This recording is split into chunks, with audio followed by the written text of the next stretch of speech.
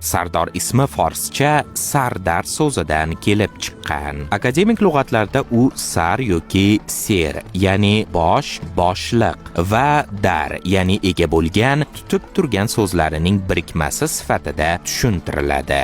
Demak, uning so'zma-so'z tarjimasi boshda turuvchi, ma'nosi esa yo'lboshchi, rahbar, sarkarda demakdir. Fors, turk va arab dunyosida bu so'z avvalo unvon sifatida keng yoyilgan. Turkiy an'anada uning serdar shakli o'rnashgan bo'lsa, arabchada sirdar ko'rinishi uchragan. Qiziq tomoni shundaki, Eronda faxriy unvonlar ko'pincha kishi to'liq ismining bir qismiga aylangan va vaqt o'tishi bilan ularning ba'zilari oddiy shaxsiy ismlar toifasiga o'tgan. Shu bois sardorning unvondan kishi ismiga aylanishi tasodifiy urf emas, balki tarixan qonuniy jarayondir. Bu ismning aynan erkaklar ismiga aylanishiga ehtimol sardar unvonining asrlar davomida asosan erkaklarga, harbiy yo'lboshchilar, qo'mondonlar va rahbarlarga nisbatan qo'llangani sabab bo'lgan. Demak, sardor ismi nafaqat kuch-qudrat ifodasini, balki undan ham chuqurroq ma'noni